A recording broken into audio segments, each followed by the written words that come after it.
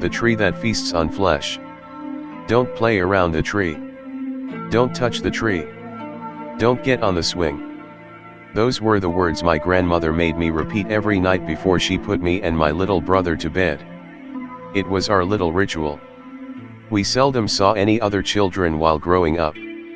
Our family, me, my younger brother Robbie, our parents, and our grandmother, lived in an ancient house out in the middle of nowhere. We were homeschooled. There was no one around to tell us that this ritual was, at the very least, a little strange. The tree in question grew in the corner of our large garden. It was an old, gnarly thing, all knotted roots and sharp, pointing branches. A rope swing, tattered and ancient, hung from one of its thick branches. All my childhood, I never questioned our grandmother's command. My mother and father never talked about the tree, except when echoing her words. Our grandmother was as regular as clockwork. Every night, she'd be in our room, repeating the mantra with us. Don't play at the tree. Don't touch the tree. Don't get on the swing. She did this every evening, till the day she and my father died. It was a car crash. They'd only gone to get groceries from the nearest town. It was just a routine trip, until my father hit a deer, swerved, lost control and crashed into a tree. Dead on arrival. We mourned in our solitude. Robbie was only 4, and couldn't even comprehend what had happened. Our mother became silent and withdrawn, except for when she would come to our room every evening, and say the now familiar words with tears in her eyes. Don't play around the tree. Don't touch the tree. Don't get on the swing. After 2 years, she married a man named Greg, and as these things usually go, he was a bastard. He was a tall, loud man, with an ego to match. He brought a dog with him, one as vicious, cruel, and loud as him, a massive Rottweiler named Brute, which he kept on a black leather collar. I don't know what my mother saw in Greg. I never liked him, there was little to like. But she seemed happy, for a while at least, before he began showing his true colors. Before he started beating her. One night, when we were repeating the old words with our mother, he came into the room. "What are you talking about?" he smirked. "What's all this about the tree in the backyard?" "Please, Greg, not now," our mother said. "This is a family thing." "But we're family," he smiled. "It's just something my mother taught me. Don't worry about it." "Why shouldn't the boys play at the tree?" he laughed. "They're old enough. Aren't you, Robbie?" He leaned down and ruffled my brother's hair. Robbie hated when he did that. My mother took a deep breath before answering. "Can you wait for me downstairs?" "But I dash." "Downstairs, Greg." There was a sudden hint of anger in her voice. Greg smiled, but it was more of a threatening grimace. "Oh, of course, dear." After our mother put us to bed, I could hear the two of them talking downstairs in hushed tones. After some time, Greg laughed, his voice raised high enough for me to make out the words. "You think I'll believe any of that? I'm not an idiot, Mary." "What, you think you can scare me with stories like this? Like you scare the boys every night?" He sniggered cruelly. "Please, Greg, I'm being serious. You have to listen." "Enough, Mary. Tomorrow I'll cut the bloody thing down, and that'll be the end of it." My mother's voice was desperate now. "You can't cut it down, Greg. Don't you think we've tried? Don't be stupid, you'll dash." The muffled sound of a slap came through the floor. There was a second of silence. "I'm going to let Brute out," Greg said finally, his voice low. "He likes to sleep outside. I don't want to hear any more about this when I get back." I heard the door slam. My mother's quiet sobs came to my ears. No 8-year-old should have to hear that. I'm just glad Robbie was already asleep. The next morning, I was woken by the sound of Greg shouting in fury. I rushed downstairs, Robbie following close behind me. He was confused, only 6 years old, but somehow he could tell something was wrong. My mother was behind the dinner table, cowering and pale. Greg stood in the door, his face red with anger. In his hands, he held a blooded leather collar. Brute's leather collar. Is this some sort of sick joke, Mary? Huh? What the hell is wrong with you? I don't know what you're talking about, Greg, my mother said, her voice pleading. What's going on? Where's Brute? You should tell me, you bitch. You're the one who left this at the roots of that bloody tree. My mother went pale. The tree? Oh my God. Oh my God. Oh no, no, no, no. Greg was too angry to notice her fear. I've had enough of this. This bullshit ends here. I'm going to cut that thing down, then we'll see what's up with your tree. He stormed through the room, shoving me aside, and reached into his tool cabinet.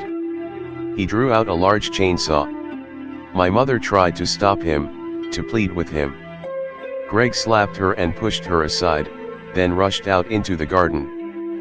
The door slammed behind him. We heard the chainsaw revving, and Greg shouting obscenities. Mother sank to her knees, holding out her hands to me and Robbie. We hugged her. I could hear the sound of the chainsaw cutting into wood. Suddenly, it all stopped. Greg went quiet. For a minute, the world was silent, and we sat on the floor, hugging each other in mute terror. The door swung open slowly. Greg walked in, his movements sluggish and dazed.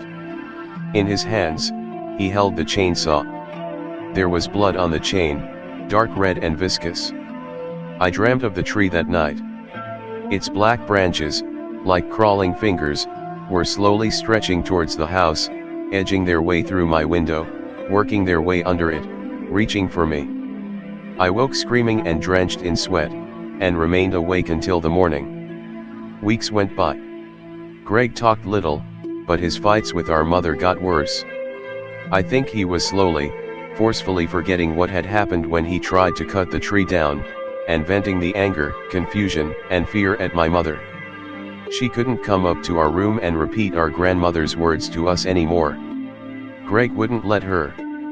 So every night, I would hug Robbie and say the words with him. I was old enough to understand how important they now were. A month after the chainsaw incident, my mother and Greg had their biggest argument. It wasn't about any of the usual bullshit, money, housework, not even about Brute. It was about me and Robbie. Greg wanted to take us play at the tree. Selfish bastard. It had scared him shitless, but now that he had somehow convinced himself nothing had happened, he wanted to prove it, and drag me and my brother into it. My mother wouldn't let him. You selfish bastard, she screamed, anger giving her courage. You saw what happened when you tried to cut it down. You saw the blood. There wasn't any blood. Greg sneered. Sap, that's all it was. You're just too stupid to realize that, you piece of shit. You've scared those boys long enough. It's time for them to grow up. My mother laughed. You're terrified, that's what's going on. The tree scared you, and now you need to prove to yourself how big a man you are. You're right to be scared, Greg. There was a second of silence. Greg glared angrily at my mother, a vein throbbing on his forehead. Tomorrow, they go on the swing and that's that, Mary. You selfish rat bastard, she forced through gritted teeth. Greg just laughed. That night, Mother snuck up to our room while Greg was showering. We repeated the words with her for the first time in weeks. Don't play around the tree. Don't touch the tree. Don't get on the swing. Robbie hugged her. Will Dad make us go on the swing, Mom? He whispered. I don't want to go to the tree. No, Robbie, she answered in a comforting whisper. I won't let him.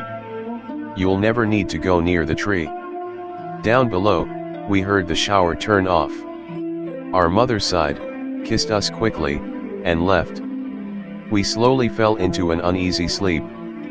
I don't know how long I was dreaming. I jolted awake suddenly, disoriented and confused. The lights were on, blinding me with their sudden brightness. Greg stood in the doorway, swaying on his feet. He held a bottle of vodka in one hand, and was only half dressed. "Come on, boys. Time to go play." He staggered forward, taking a swig out of the bottle. Robbie woke and screamed. Greg caught his hand, ripping him out of bed. "Come on, Robbie, behave like a big boy. It's just a tree." "I don't want to. I don't want to." "Mom said I dash." "Your mother's not here now." Greg snarled, and my heart dropped. "We're going to that bloody tree, you hear me?" He tugged Robbie onto his feet. I leapt up. I was only 8, but I had to stop him. "You can't do this, the TR dash." Greg punched me square in the face, his anger lending him strength. Everything went white around me, and I felt myself falling to the floor. The world slowly swam back into view. I was lying on my back, blood streaming down my face from a broken nose. For a second, I couldn't remember what had happened. Robbie. Greg. The tree. I clawed my way to my feet, swaying and almost falling again. I stumbled out of my room and down the stairs. The door to the garden was wide open. Next to it lay my mother, sprawled on the ground. Her face was beaten and bloody. I stared at her prone form in disbelief. Robbie's screams, coming from outside, pulled me back into reality. I could hear Greg as well, yelling about making a man of him. I stumbled through the door after them. In the dark, I could barely see. The best I could do was lurch through the garden, following Robbie's cries and Greg's drunken cursing. "Don't be a pussy, Robbie. It's just a bloody tree," he laughed, his speech slurred. "Just a tree, you'll see. Till the day I die, I will never forget the moment I realized I was too slow to save my brother, the moment when the night was suddenly full of the sounds of creaking, cracking wood. The moment when Greg's drunken hollering turned to terrified screams. And then there was silence. Tears streaming down my face, I ran through the dark in the direction where I had heard my stepfather's fatal last cries. The tree loomed out of the darkness, and my heart fell when I looked down at its roots. Clutched in their gnarled embrace, as if they had grown over it for years, was Greg's empty bottle.